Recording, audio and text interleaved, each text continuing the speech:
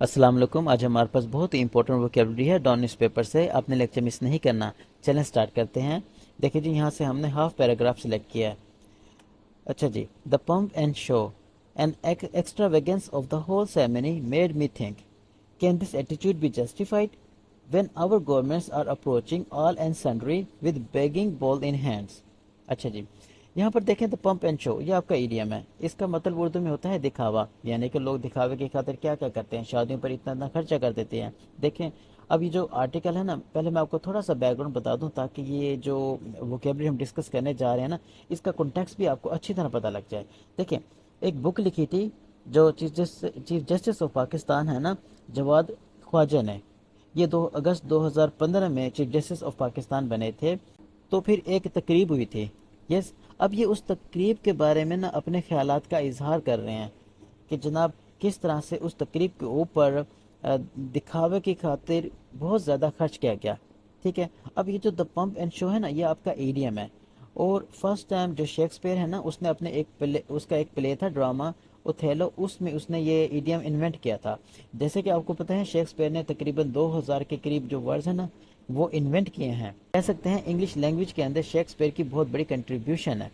Yes, और आज भी तकरीबन 1700 वर्ड्स ऐसे हैं जो आज हमारी स्पोकन और रिटन में यूज़ होते हैं, जो कि शेक्सपियर ने इन्वेंट किए थे। जैसे कि इसके अलावा मैं आपको बता दूं, love is blind, break the eyes, white elephant, ये इन्हीं के ही इन्वेंट करदा वर्ड्स हैं। ओके हो गया, और फ्रेजेज हैं या इडियम हम कह सकते हैं। अब दोबारा यहाँ पर आ जाए, the pomp and show and extravagance, extravagance फजूल खर्ची of the whole ceremony, ceremony तकरीब, मेड मी थिंक। अब वो ये कहता है कि ये जो दिखावा किया गया, ये जो फजूल खर्ची की गई बहुत ज़्यादा इस सेरेमनी के ऊपर, इसने मुझे मजबूर कर दिया है सोचने पर।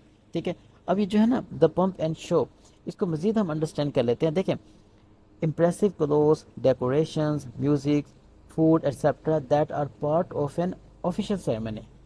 ठीक हो गया। अब आगे देखें, can this attitude be justified when our governments are approaching all and sundry. All and sundry ये आपका इडियम है, इसका मतलब होता है एवरीवन।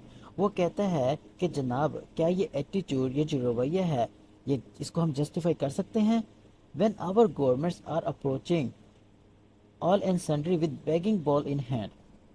ठीक है, देखिए, क्या ये जो एटीट्यूड है, क्या हम इसे जस्टिफाई कर सकते हैं जबकि हमारी गवर्नमेंट ने ये पॉलिसी अपनाई हुई है, ये स्ट्रेटजी अपनाई हुई है कि वो हर एक के पास जा रहा है all and sundry with begging bowl in hand. Begging bowl in hand, इसका मतलब होता है being in a state of extreme poverty और rely on others for basic necessities.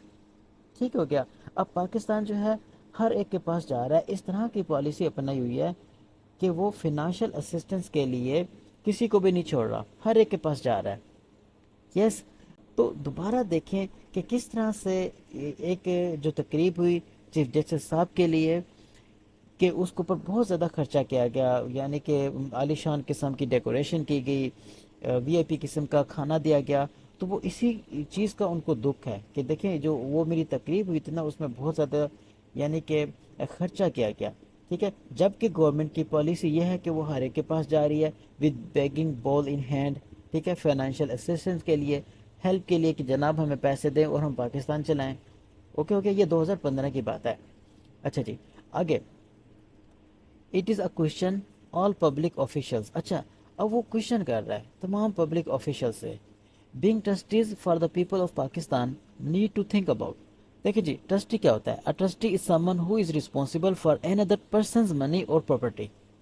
Yes, अब वो ये कहता है कि जनाब आला, जो पाकिस्तान के लोग हैं, उनके अमीन होने के नाते, यानी कि उनकी प्रॉपर्टी, जो उनकी मनी है, उनका उनका जो पैसा है, ये इनकी रिस्पॉन्सिबिलिटी है कि उसको बचाएं। यस, अब अमीन होने के नाते नीड टू थिंक अबाउट, इस बारे में इनको सोचने की ज़रूरत है। ओके हो गया, चले मिलते हैं नेक्स्ट वीडियो में। अल्लाह हाफिज़।